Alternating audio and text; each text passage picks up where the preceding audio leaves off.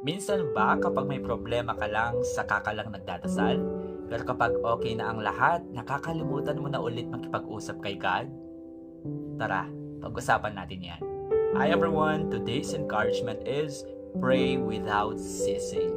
Alam mo, life gets busy. Marami tayong ginagawa. Work, family, responsibilities, problems. At minsan, sa sobrang dami ng iniisip natin, nakakalimutan na natin mag-pray regularly. Kadalasan, lumalapit lang tayo sa Diyos kapag may mabigat na tayong problema.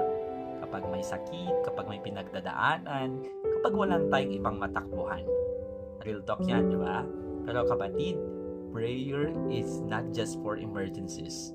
Prayer is a relationship. Hindi lang ito ginagawa kapag may kailangan tayo. Ito ay daily communication with God.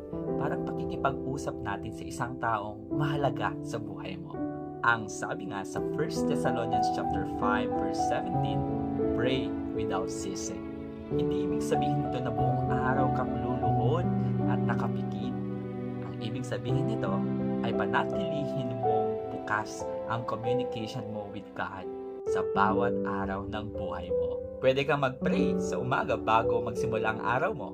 Pwede kang mag-pray habang naglalakad o nagda-drive.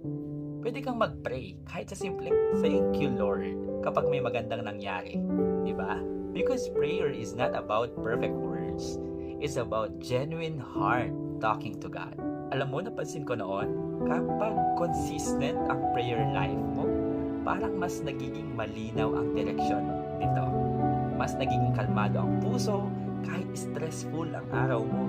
At mas nararamdaman mo ang presence ng Lord sa bawat decision na ginagawa mo. Minsan, hindi agad dumarating ang sagot. Yes, minsan tahimik ang season. Pero tandaan mo ito, God always hears every prayer.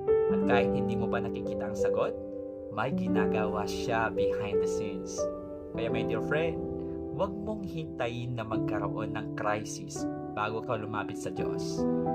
Make prayer a daily habit. Make it a part of your lifestyle. Talk to God when you're happy.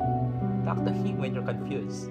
Talk to Him when you're hurting. And even when everything seems normal.